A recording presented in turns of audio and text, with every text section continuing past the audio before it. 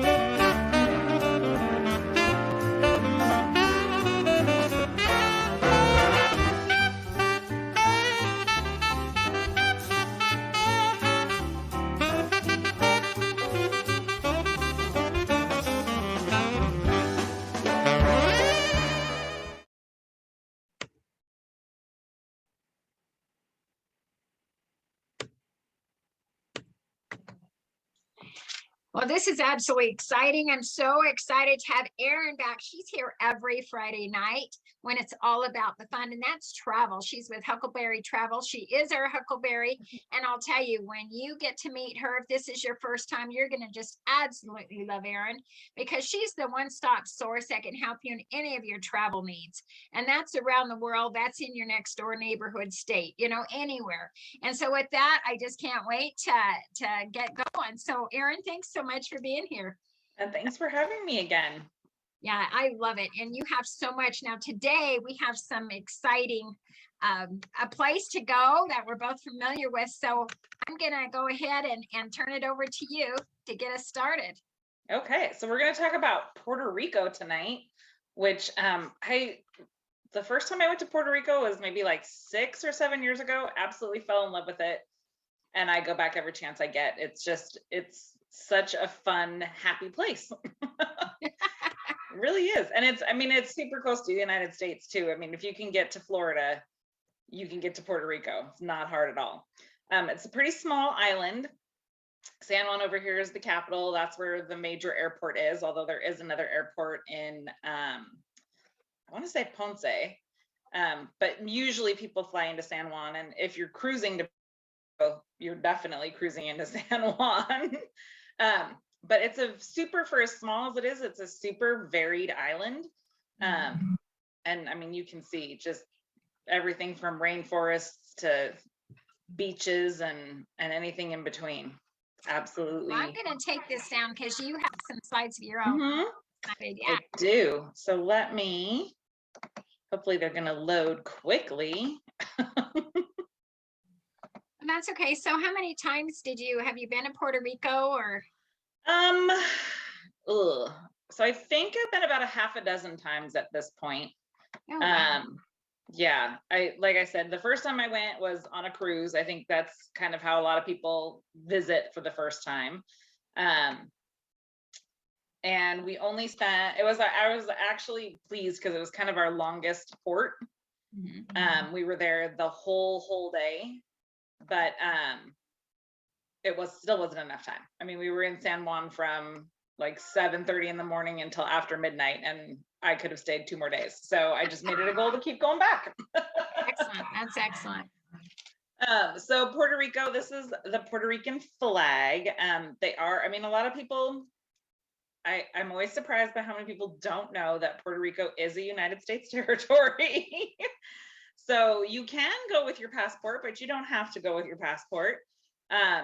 And I think that's actually why, like in the last 3 years, especially being in the travel industry, Puerto Rico's really become a lot more popular, because it was so hard to go places internationally for a while, and people were really looking to get away. And Puerto Rico is kind of that great in between. You like I said, you don't need your passport to go, but you do get that fantastic Caribbean vibe. So San Juan, like I said, is where most people go. It's where the big like resort hotels are, the Hilton Carib and a couple others. It's where all the cruise ships come in. So these are just some pictures of old San Juan and the downtown area. I love this street in San Juan with the hanging stuff. It's been everything from multicolored umbrellas. So the last time I was there, I think these were supposed to be butterflies, but then somebody later on told me no, they were supposed to be cherry blossoms. So I'm not really sure. But just super fun, very Instagrammable. It's a very Instagrammable city for everybody who, wants to take and have the great travel pictures. This is a view down to St. John Chapel, or San Juan Chapel, in the middle of Old San Juan. And then this actually is from my first trip. That was our cruise ship. And as we were leaving, I just thought it was a great shot, all lit up in the dark Beautiful. Caribbean sky. Yeah. Excellent. So El Morro is a pretty big attraction, and I think you have some pictures of it later that are maybe even a little better than mine. Oh, these are great. It is a fortress that's in San Juan. It's the largest fort in the Caribbean, and it's like 75 acres or something like that. And it's actually part of the national park system now. So it's protected, and they have tours that you can go to daily. But it's just a really cool old stone fort. They started building it in like 1530 something, back when pirates were a real thing. And, they had to protect the island from these wooden ships wooden tall ships that were coming in to pillage the island. So they started it in like 1530 something. They didn't finish it until 17 something, when it kind of became this like huge stone fortress that you see today. And I wish I had a picture, kind of that famous picture of the citadel part of it, that you see it from the plane when you're flying in, you see it from the cruise ship when you're coming in. It's a really impressive sight. And honestly, if I had been a pirate in 1700s, I probably would have just turned my boat around, because it's a huge, very impressive fort. This little guy, they're everywhere. He was just hanging out on the wall. It's also sometimes called the Castillo, because it was actually named after the King of Spain, King Ferdinand, I think, or no, King Felipe. So sometimes they also call El Morro the Castillo, because it does look like a giant Spanish Moorish castle. And you can see it's right on the edge of the water. I mean, these pictures were taken from, you can kind of see a little bit right here. These pictures were taken, it's on a hill, so it completely overlooks the ocean, and it's just a really cool place. They have great guides and great tours through there. Another really popular place just outside San Juan is El Yunque, which is I learned this very recently, the only tropical rainforest in the national forest system, which kind of makes sense because it's the only although I guess you could have had one in Florida, but it's the only truly Caribbean tropical rainforest park in the national forest system. And it's really super easy to get around. Tons and tons of hiking trails, tons and tons of waterfalls to hike to. You can see you're allowed to swim, which is fantastic, because there's so many national parks where you're just not allowed to do that kind of thing, and that is not the case with El Yunque. I took I didn't take. Another teacher friend of mine took a group of students a couple years ago, and her kids just kept saying, El Yunque is magic, El Yunque is magic. And it really is. I mean, you can't, when you are not from the area and you're from, I mean, I'm from California, and even I was like blown away by how things looked. And I mean, you know, you've got, I think these were banana trees, just like randomly in the middle of the forest. So really, really cool. And this is also home to the, and I know we're going to talk about this later, the Coqui frog. So if you are at El Yunque at night, you get to hear his little buzzing sounds all night. It's super fun. Well, I have two favorite parts of Puerto Rico, but I have pictures of this first one, which is actually Ponce, which is a little bit outside of, it's to the, I'm trying to think, is it to the south of San Juan? I'm trying to remember the map. And a lot of people say it's just like a little San Juan, but I actually think it's vastly different than San Juan. It looks a lot like San Juan, but it's much quieter. It feels more like a neighborhood to me, and it still has that kind of that old architecture, that old Caribbean British influence architecture. That's really cool, and tons of street art. So I just thought this was a really cool building. They painted their building on the outside of their building. So I mean, you can see like Ponce is, I think, a smaller, quieter version of old San Juan. So you've got like the government buildings, and it's named for Ponce de Leon. So you've got your big Ponce de Leon statue in the middle of the squares. Beautiful fountains. I love all the fancy doors. I have like a whole camera roll of like fancy door pictures from Puerto Rico. But yeah, just really beautiful and colorful and a lot of fun. And like I said, I love it because it's a little quieter, a little more neighborhood, I guess, than San Juan. But the overriding thing is that like everybody is super friendly and super happy to see you. And I just felt that even more so in Ponce. Beautiful. So the Love this. I know. Well, one of my bucket lists is to drink cocktails in the bar where they were first created. So of course I had to have a pina colada in the birthplace of the pina colada, which there's kind of an argument in Puerto Rico whether it's the place where I had it that actually gets the historical sign and the, you know, this is where it was created, or if it was at the Hilton Caribe Hotel, because they say that that bartender may have either stolen it from the place where I drank it, or maybe the guy where I drank it stole it from the bartender at the Hilton. Like, they don't really know for sure. But I will say, when you go, if you go to Casa Barachina, they are very happy to talk to you about the history. They really do truly believe that that is where it was born. And I gotta say, it's one of the best pina coladas I've ever had. So I definitely had to mark that occasion. And the restaurant is fun, and we had great food, and there's like parrots flying around while you're eating and drinking, so it's a lot of fun. And it's right in the heart of Old San Juan. Great shopping and everything right there afterwards. Mofongo, kind of it's not the national dish, it should be the national dish of Puerto Rico. The last time I was there, I actually took a class on making it. And it's made from plantains, which are, everybody thinks they're just green bananas, but they're not. They're kind of their own special starch. I like to say, if it's like a potato and a banana had a baby, that's a plantain. It's in a lot of Caribbean food, from Cuban to Puerto Rican. But yeah, we made our own mofongo. It's a lot of pounding the plantains until your wrist can't take it anymore. But it was a lot of fun, and it turned out pretty good.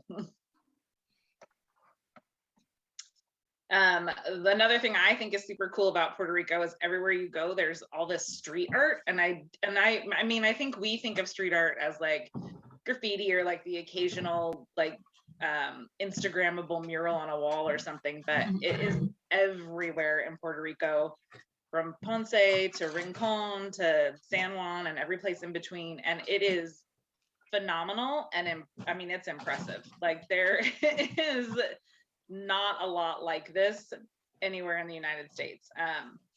whole entire buildings. Like you can see here, this entire apartment building is just, it was, you know, painted. The side of this house.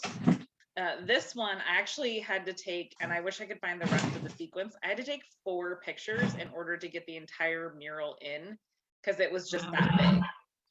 And some of them are actual like projects like sponsored by the government, so that, you know, the artists are being paid, and some of them are just, you know, they just decided to paint that wall.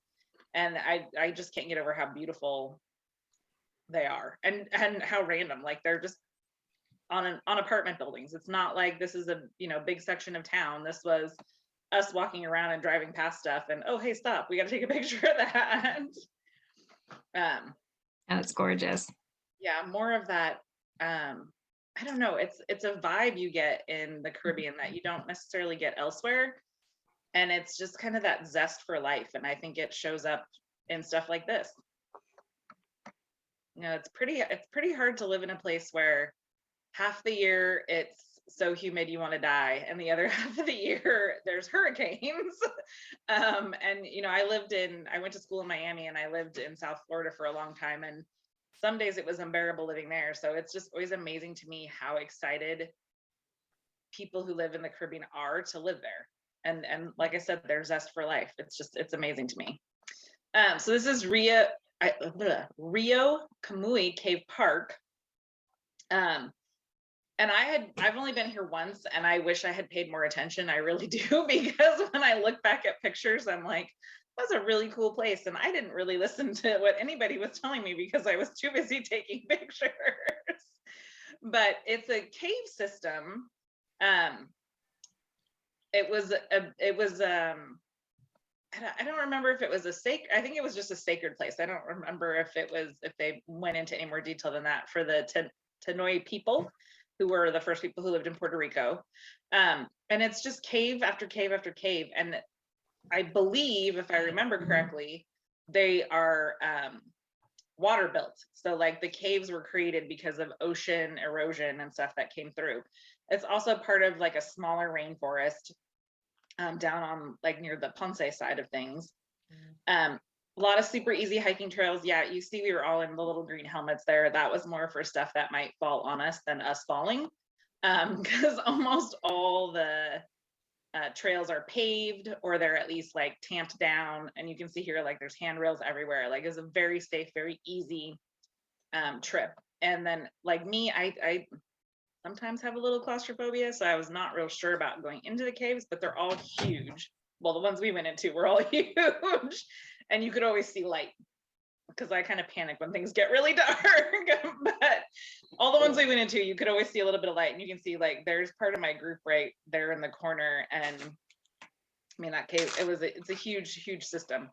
It was a lot of fun, and it was actually really, I mean, caves are generally very cool. It was one of the nicest days we had, because that was a year that we went like June-ish, and so it was already starting to get kind of hot and muggy, and I was like, it was very nice to escape the heat for the day and wander around the caves and see everything. And then snorkeling, of course, because you don't get those waters anywhere other than the Caribbean. Oh, it's gorgeous. It's very gorgeous. And then I really love walking around San Juan at night. I think it's just super, it's a pretty city, and everything is lit up, and there's tons of art and fountains. And I never felt like, I know a couple people have said like, oh, I just didn't feel safe walking around San Juan at night. I never had that problem. We always had a really good time. There's tons of restaurants. People tend to eat kind of late in Puerto Rico, so it was always tons to see, places to dance, places to drink, places to have a cigar, places to eat really good food. I just feel like it's one of those cities that kind of comes alive at night. Oh yeah, that was and I always like, you know, hasta luego means till we come, you know, see you later, basically. It doesn't mean goodbye.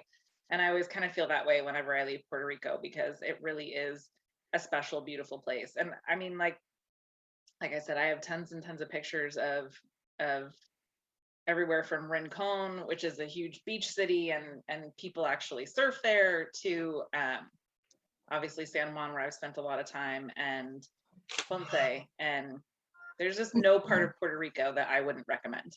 Now, when you were here at night in the streets, is that when you were staying at a hotel or on the ship and they just let you stay out late? Both. So on the first time we ever did it was when we were there on the ship, and our ship didn't leave till midnight. So we just wandered around San Juan until we had to get on. But yeah, a couple times when we've stayed in the city in hotels, we've done the same thing. It's kind of, you know, we get the late start, we sleep in and get the late start and stay up all night, basically. Yeah, that's cool. That's way cool. So let me get out of here. So we You can know, look at, yeah, what was really cool is I told you we lived there for a little while, my children and I, and some of those pictures, they just bring out so much. One thing is that the island, you can go around it in one day. It's yes, like almost 100, is it 100 and something miles? yeah, it's like 118 or something like that. Yeah. Yeah, and so what you did was show some beautiful sights from Onion Cave. Now, I never knew about that cave. That's interesting enough. Oh yeah, Yeah, it's down around. I'm almost positive it's around Ponce and not around Rincon. But yeah, it's a fun little park.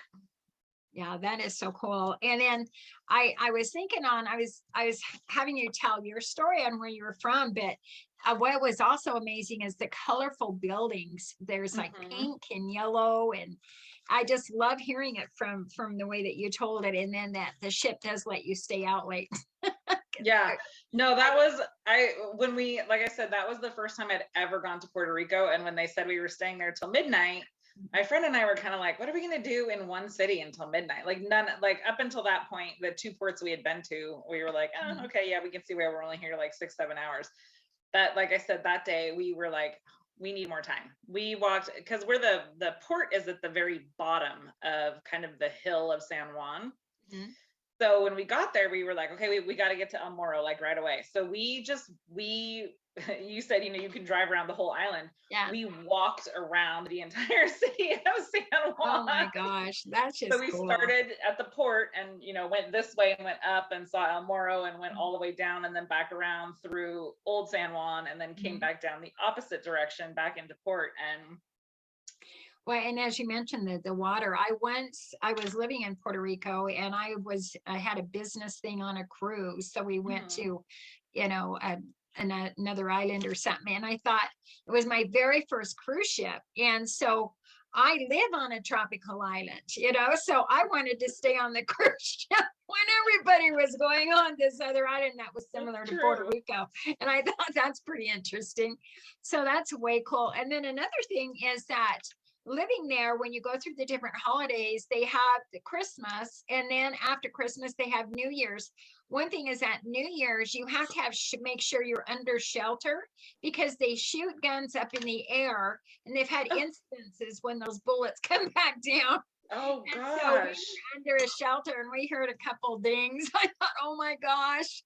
Oh, how funny. I did not know that. That's funny. Yeah. And so then you have Christmas, and then you have New Year's, and these are all major holidays. And then after that, I think the next weekend is Three Kings Day. So you have another huge holiday. And so it was just really, really good. Did you get a chance to eat the flan? Yeah. Yeah. Oh yeah, that's the best thing on it. I hesitated because I have a lot of food pictures from Puerto Rico too. Because that's really like all we do when we go to Puerto Rico. Is there's a place we really like for empanadas. Yeah, the flan. Like I'm a huge like fresh fish and seafood person. So I love to eat in Puerto Rico. Yeah, that is so cool. And then one other thing that I wrote down was they would have on the streets, I didn't know. Now this is back in 2021, 2002, 2001, in that time, a long time ago. And so anyway, they have these sugar cane juicers on different streets. And so you just pay $1 for it. I don't know what it is now. And you get to drink this fresh sugar cane Yeah. juice. So that's really good too. So there's just so much there. Mhm. And so a couple of pictures I'm gonna, this is I got a video actually of what a coqui frog sounds like.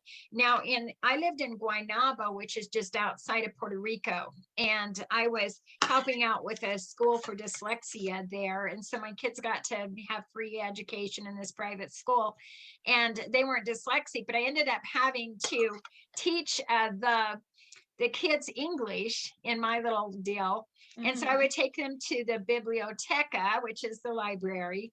And the library we went to is all kind of like overgrown. And so I got a bunch of people and we got it mowed and hacked down, and it turned out really pretty. So the students would come, and the best way I could teach them was having books with pictures. Of course, yeah. So they'd be interested because there was a lot of English books in there. And so I got the books with the pictures.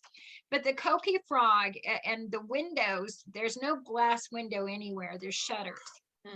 And so it's just wood shutters. And so you would hear the coqui frogs, and it sounded like you were in the rainforest because they're so small. But here's a little short video, like 20 seconds. Now imagine like 1,000 of these out your window. Someone told me they're like Puerto Rico's cricket.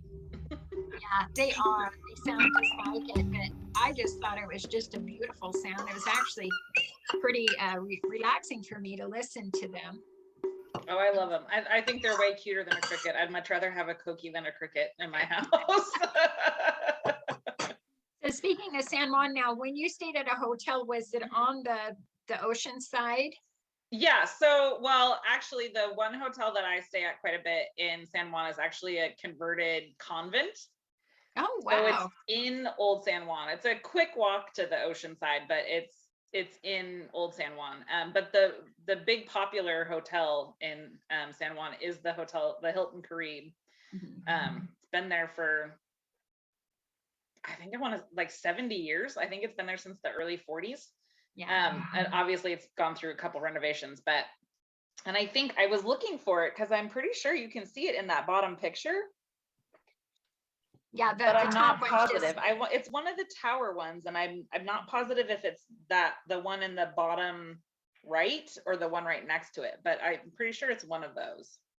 Yeah, it's just so beautiful. And here's a couple of pictures from El Yunque, the rainforest.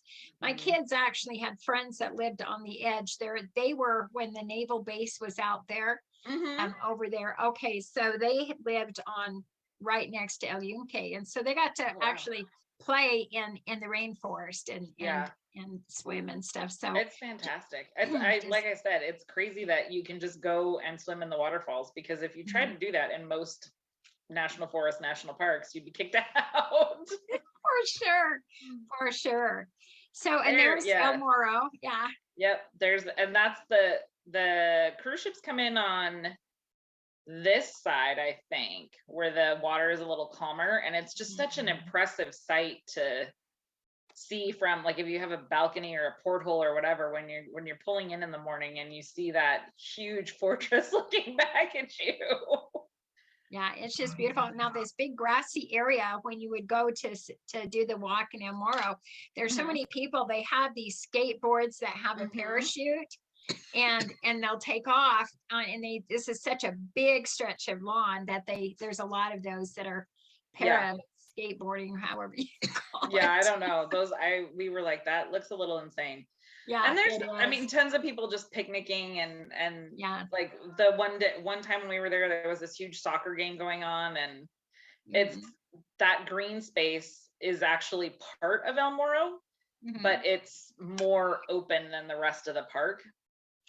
But that green space is why it's as big. It's why it's the biggest fort in all of the Caribbean, because it's like that alone gives it like 35 of it 75 acres or something like that. Yeah, I didn't know how many acres it was. And then there is one little thing. There is a graveyard over here, an older graveyard.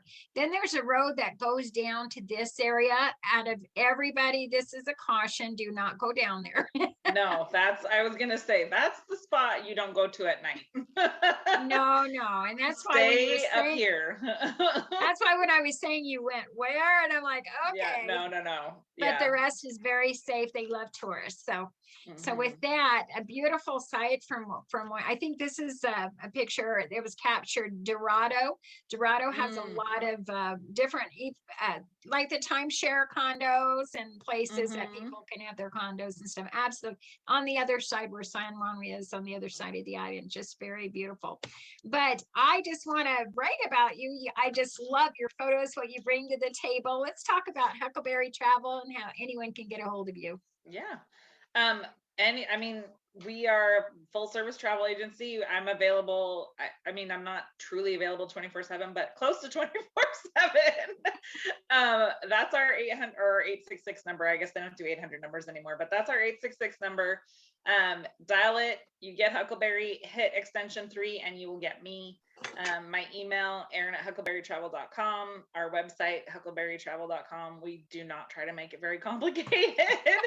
And actually we just started, well, we didn't just start, but we have on our website now, you can actually start creating your own bucket list, and it'll shoot us an email and say, hey, so-and-so is looking to start their bucket list, and then we can reach out and help you, or you can just tell us, what you want to do, what your travel expectations are, and that can maybe be something for next week, is to go over the website and how people can set that up. Yeah, it's really easy, really easy. Very good.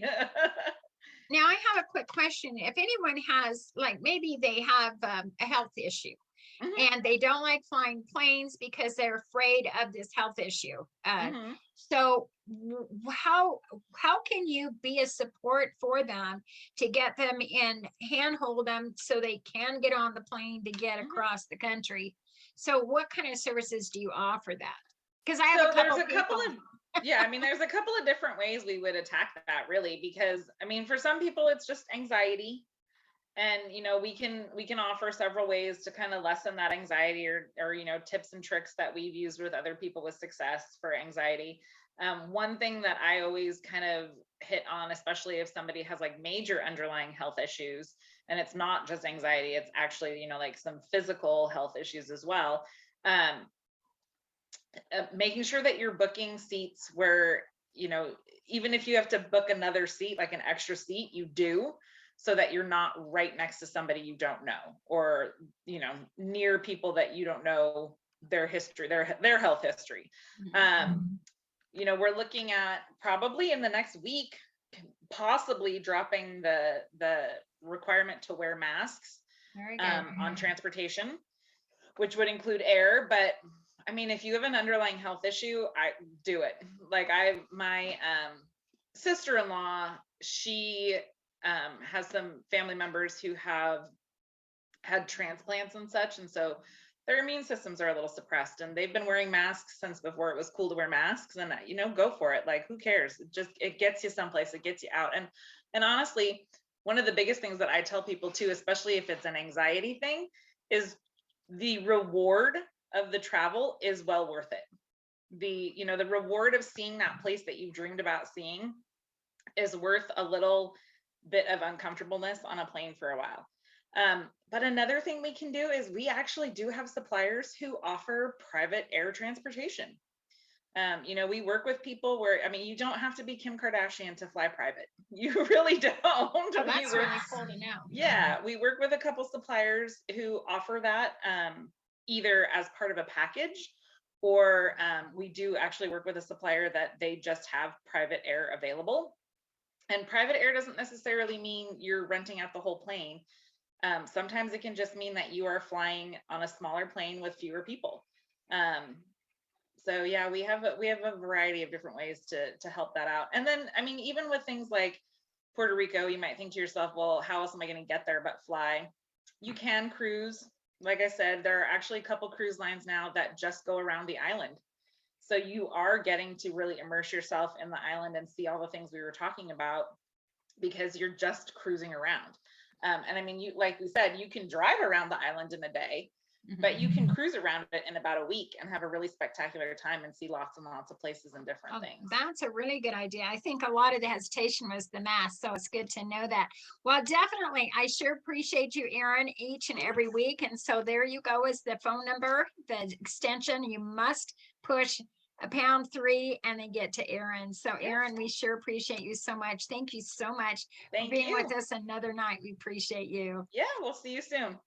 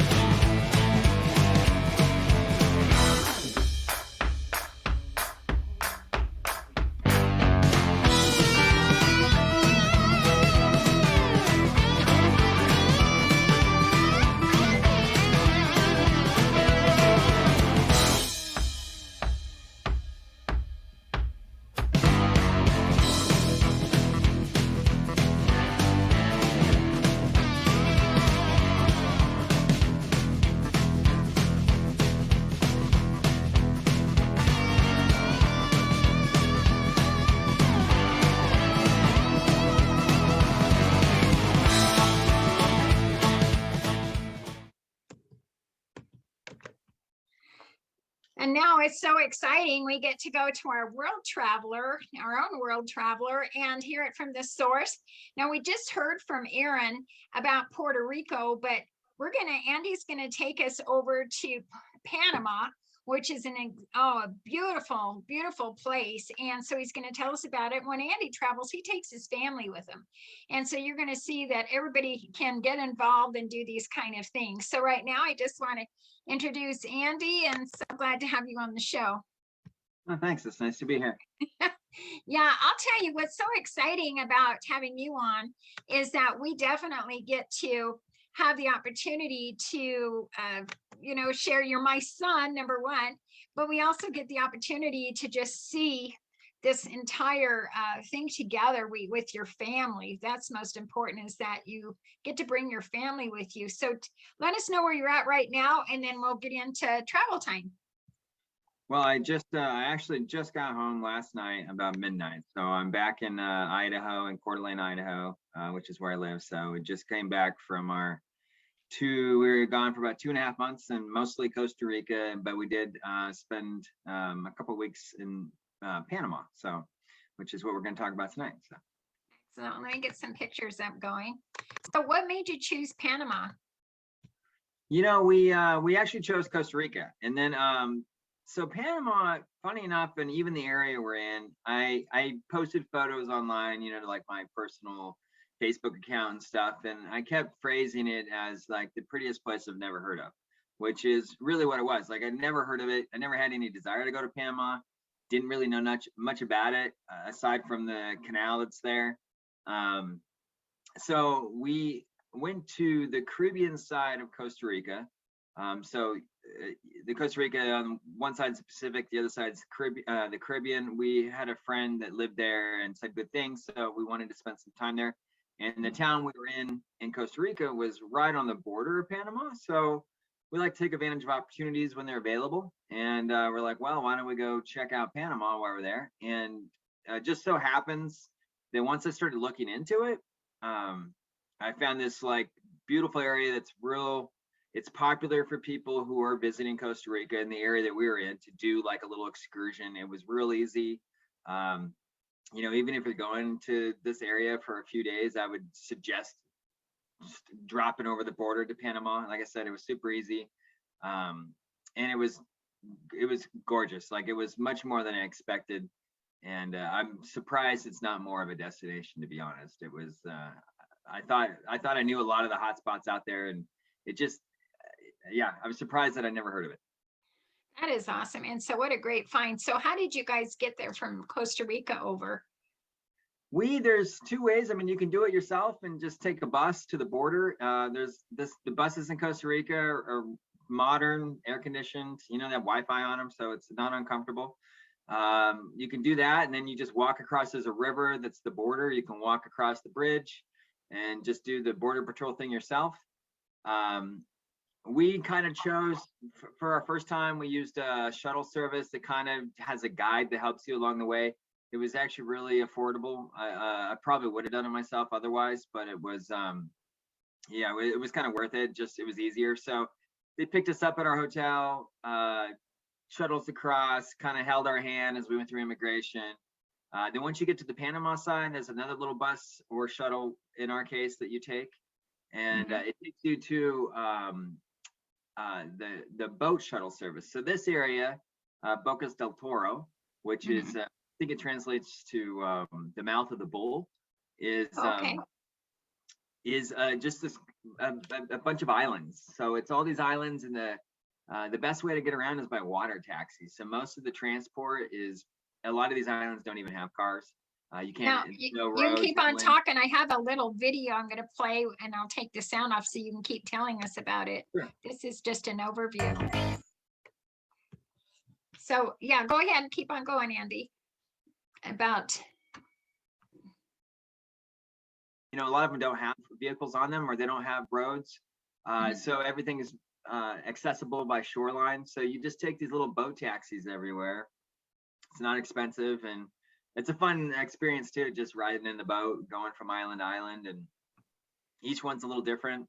I'm not sure how many there are total, but so yeah, so that's what we ended up doing. The main town is called, I think it's called Bocas del Toro. It's on one of the islands. It's kind of got a main city center.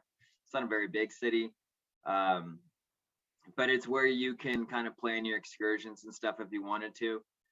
It's known for a little bit more of a nightlife, that island in particular. So if you like, you want a couple nights out or something, that would maybe be the place you'd want to be. But then from there, the other islands are more of a like a natural immersion experience. There's a lot of nature and yeah, beautiful jungle, beautiful beaches, coastline, things like that to explore. what about the place that you chose to stay at? Because how did you find that? Now this is in town, right? Or the main little town? So this is actually, yeah. So coming into the area, I mean, there is like some, poverty in this area, and actually Chiquita bananas. I'm sure we're all familiar with that. Yeah. Huge. That's one of their main centers right here. So as you're driving through, all you see is banana plantations from, eye, and there's a huge Chiquita banana factory and trucks and boats, all with Chiquita on them. So there's the home of your bananas. So coming into that one town, they have a little boat that takes you out to the nicer places, which this is a place we stayed actually in town, the town of Bocas del Toro. We just booked a little Airbnb thing here. It was really like a bed and breakfast. And yeah, so most of those places were all accommodating tourists. And the uniqueness, I think, of some of these houses is they're all kind of built over the water. They're all built on stilts, and a lot of these places have their own docks. And that's kind of cute. yeah, and they shuttle you there. You get on this is us. We're loading up actually on the boat. My daughter's over there holding a pineapple on her brother's head, and we're loading up the boat to head out to where we stayed for about 4 days. So. That's cool. That kind of reminds me of the Florida waterways, but except they're on stilts. The houses are on stilts. Yeah, it's kind of like the waterways in Florida. Yeah. Yeah, that's way cool. And so this is so there's a lot of water sports with a paddle board. That's beautiful. Now, what scene is this from? That was actually I took that was our first impression. I was coming into town, and there was this big like old pirate ship thing sitting out in the water, and I just thought it was cool. It had this feeling when you were coming into town of like Pirates of the Caribbean. It completely felt very Caribbean, but kind of old too. Like just this, you can imagine an old port town like with pirates rum and you know, things like that. It just kind of gave off that impression. So. Oh, that is cool. That's way cool. And then this is you guys on a water taxi. Yeah, that was just on the boat coming in. On a water taxi, the guy gave us this 20-minute spiel about wearing life jackets, and it was just a fun ride to experience. Kids had a blast on it. So. Oh, that is cool. We're gonna get back on there. I don't know why it kicked off. So that's cool. So anyway, now this is where one of the places you stayed. This is a different place. Let's talk about this area. So it's beautiful. Yeah, and I'd suggest there's a lot of excursions you can do, like from town. There's a lot of things, you know, you can go dolphin watching, you can do snorkeling tours, you can do, you know, I also think if you find the right property, like what we kind of found, all those things are there. Like, so that was like the highlight of this. We found this property. It was on one of the more remote islands. Isla Cristobal is what it was called. So this was their little, excuse my hand there.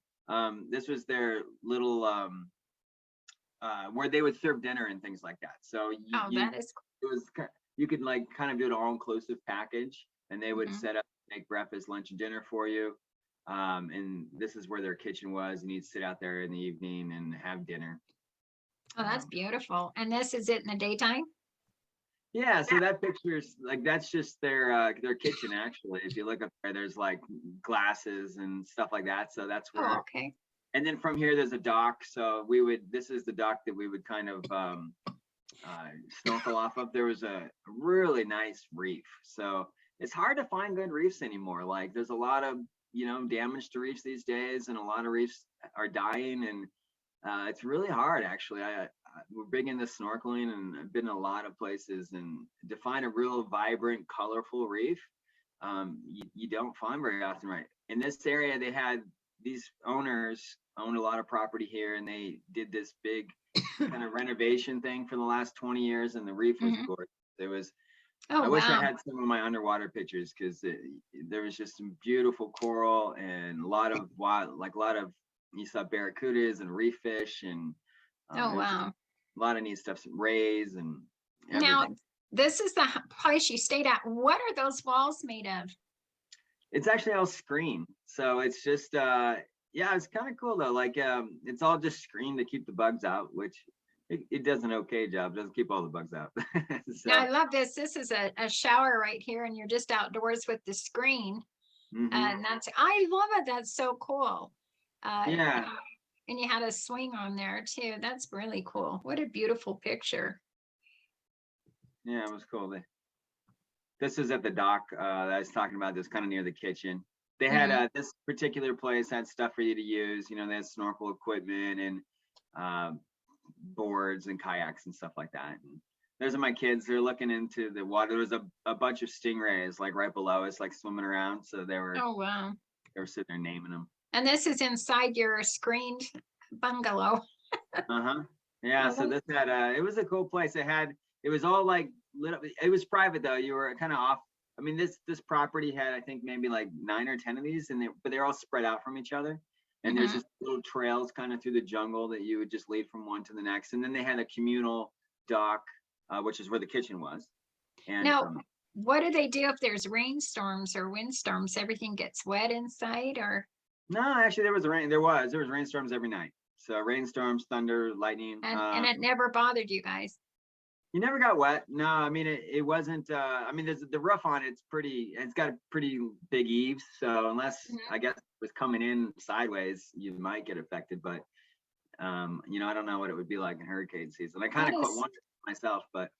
That is so cool. And then you had interesting lavatories, bathrooms. Yeah, so this particular place, so this isn't really like a luxury experience. So if that's what you're looking for, you'd want to look for somewhere else. This place was kind of like glamping, I guess is how I would describe it. It was definitely more comfortable than camping. You know, it had a nice bed and furniture and stuff like that, but it was still outside, which it was what we were traveling there for anyway. So, you know, yeah, I love that view from your bed area and the hammock, and just seeing all that view and just having the wind blow and everything. That is just beautiful. So this is my favorite. We have a few pictures of these beautiful, these are like magazine quality photos. So what Yeah, it other, wasn't hard to do. This picture, I'm actually standing on it. They had a diving board that was on the Mhm. second level. So I'm standing on it and taking pictures down. But that was cool too, because they had this kind of like little jumping, walk the plank style diving board you could jump. how cool is that? And then Yeah. those are live starfishes. Yeah, and I mean, yeah, you can see how clear the water is. Like, I mean, the water is just immaculate. It was in perfect condition I think I spent 2-3 hours every day just snorkeling. It was just fun. You could Oh, explore and see a ton of stuff. how cool. And is that the walkway to the kitchen area where you go dining? Yes. Yep. Oh, that is so cool. Look at that. Just gorgeous. I just can't get over how clear that water is. Here you guys are. This is a few years back, but you take your family and you said you've been in 70 countries, maybe over that, but you brought your family since they were babies along Yeah. with you. That Yeah. is the best thing. I remember when Zoe was 5, she's now 22 and a mom, but and she came over to visit, and it is something where we were talking about, we were playing horseshoes in the backyard at my brother's house, and she goes, a little 5-year-old, she goes, oh, we did that in England, you know. And then we did something else. We were doing, oh, I did that, I saw that in Paris, you know. I thought, what a little traveler. That was cool. Now here is a video of you guys on boards and you see dolphins. How exciting.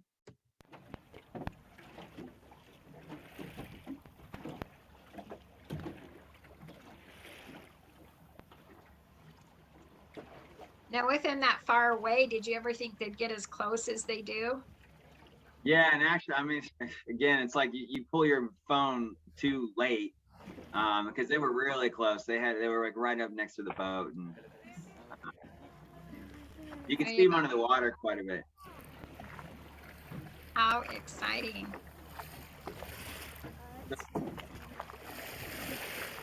Oh, they're showing off is what they're doing. This Look is at this that. is just taking a water taxi. We weren't doing like a tour or anything like that. This was just a water taxi that we were taking from the house. So there's a cove. So actually, the place we stayed at was cool Mhm. too, because there's a bay called Dolphin Bay. It's a breeding ground for bottlenose dolphins, so you have a greater chance of seeing them there. And it was right, like we literally could paddleboard to it. So Oh, that was wow. cool too, because there was a lot of these excursions that would take you out there by boat, but we went out Mhm. like 5 o'clock, like right before sunset, and just Mhm. paddleboard to it. And we didn't see any that day, but it was still just fun. Look, Now we're going to look at some animals and some little creatures here, but you said that this is William, your son, and this frog came up to him. Are they friendly, poisonous, or what? they're both. I mean, yeah, so they're friendly. This area, there was just a lot of them. I mean, they're called poison dart frogs. So there's quite a few different types. I think there's like 200 different types of poison dart frogs. This one I think is called the strawberry one.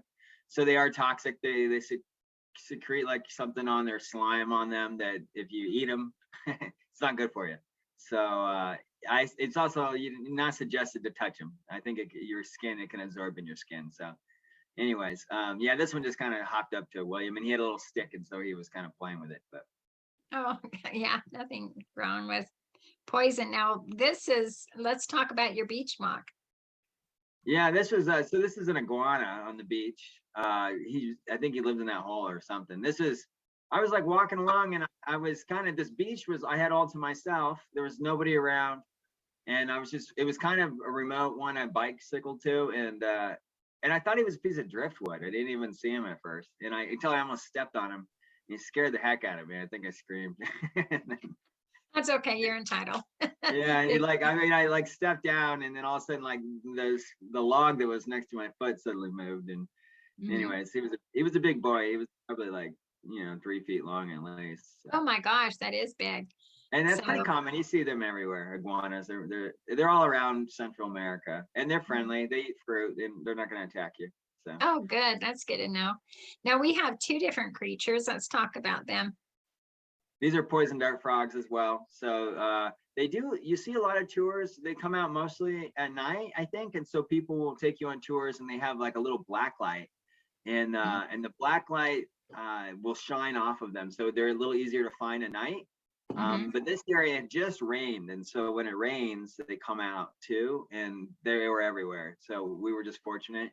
The one on the left, I think that's just called the green and black poison dart frog. And then the one, that's a strawberry one. Same thing, they're all poisonous, but they're pretty to look at. So Yeah, they're beautiful. And you saw some sloths there. yeah, so again, it's crazy. Like I said, there's all these excursions you can go on. If you find the right place, like I said, that lodge we stayed at, we hit everything. We saw sloths, we saw dolphins, poison dart frogs. We saw them all just on the property. So how cool. And they were cordial. They cooked for you. And what kind of food did you eat? We kind of did. So we did both. There was a kitchen in our facility, so we did make our own food. So we brought groceries, like they loaded us up on the boat. So we kind of, with a family of 4, we're kind of cost conscious. We travel a lot, so we have to be. But the places we did, when we did it was traditional food. So a lot of traditional Caribbean food, which is, your protein's usually like a chicken. Sorry about that. I think the sun's like, a lot of rice and beans, fried plantains, a lot of fruit, a lot of tropical fruit. So. Oh, wow. That's cool. Yeah. Now you also ran across these howlers. Tell us about them. We have a couple of videos so you can hear them. Yeah, so that's a howler monkey. They're actually the nicer of the monkeys. They have white-faced monkeys too, which kind of have a reputation for being a little aggressive. But the howlers, you'll hear them everywhere. So they sound real. They sound like a gorilla. Like when you hear them prior to seeing them, you just expect this big gorilla looking monkey, and then it turns out to be like a little 1 foot, 2 foot monkey. So they're small monkeys? Yeah, they're not very big, like maybe, size of a small dog. And they, but they have, I think one of their defense mechanisms is the males, they're usually will be in a group, like a family, and the males just do this real guttural, deep noise, which we'll show in the video. And I think it's just to, warn people to stay away. And okay, here's 2 videos. One that we had just stock photo, and then one that you actually took, and they're kind of eerie. So here's the first one. It's scary.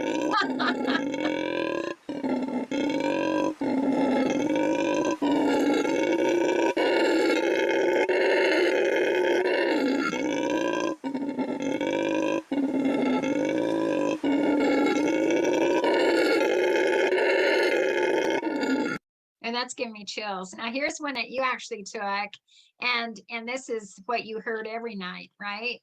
yeah, that's the thing. The jungle at night is loud. Like it comes alive. It's loud. So you get used to it. Oh my gosh, I could just picture them storming where I'm at.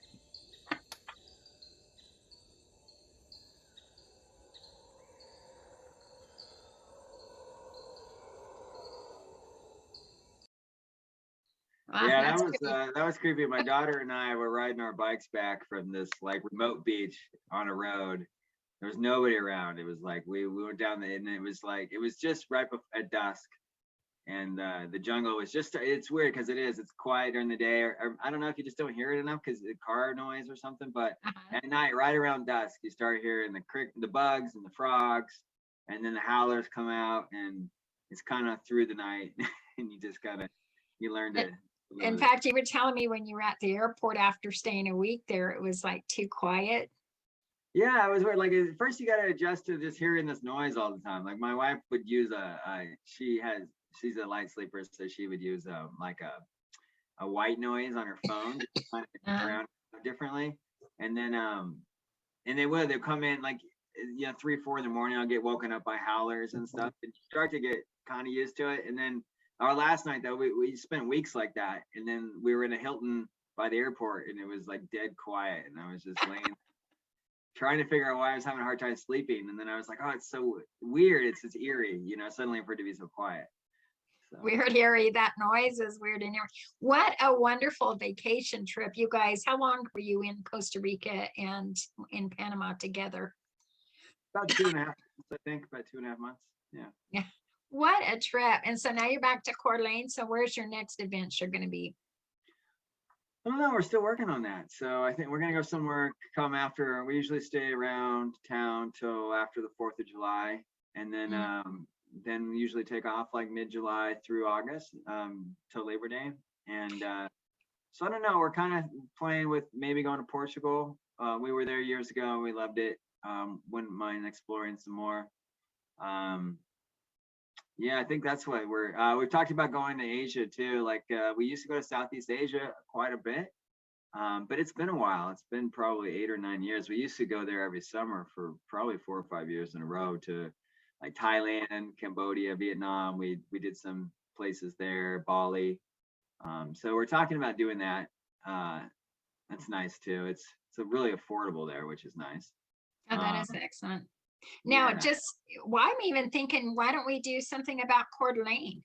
Because the reason you stay is the 4th of July is just immaculate, because it's all on the lakes, the lake, big 4th of July celebration. So maybe you cover, it's a destination spot, of course, and was in the National Geographic as one of the top destination places in Coeur d'Alene, Idaho. Oh, that's a great. Yeah, it's yeah, beautiful. if you're going to think about that.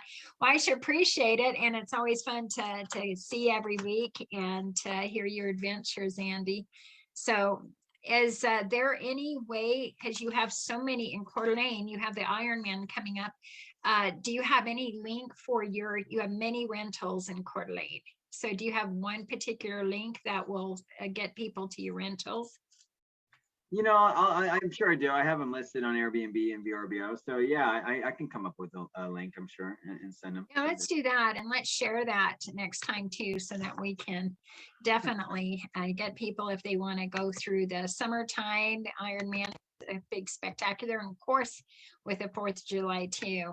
So Andy, it's amazing. We can't wait to hear the next adventure coming up with your travel family. And we sure appreciate you all the time. Thank you so much for being here. You bet. Thank you. Thanks for having me. It's always fun. Well, I'll tell you what fun. I mean, with Andy and with Erin, I'll tell you, we had an incredible night of travel, and there's nothing like it. I'll tell you what, just to get out and explore the entire world. And there's so much of it out there. Can you believe those monkeys? It's crazy. So anyhow, Night at Night is every weekday night. And there's a topic every night. It's all about something, right? But we're having incredible people making a positive difference. All facets of life. And then we have fun on Friday nights, is what you just saw tonight at Night at Night. That private hidden place in Panama is absolutely gorgeous. I would like to have a house on stilts to visit where a boat can just come on at. All kinds of things to think about. And then, as Erin mentioned, we have a travel lift, possibly with the airlines, with the mask mandate. So that would be really exciting too. So with that, I just can't say enough about thanks for joining us tonight. And be thinking of your next travel destination. Drop us a note at 9atnight.com. As you can see, it's the number 9atnight.com. I'm Christine Campbell. Just say, hi, Christine. Saw the show, and why don't you guys cover this such and such destination, and send that email to me and I'll get it right away and we'll get working on it. Okay. I know we have somebody that's been there several times. Okay.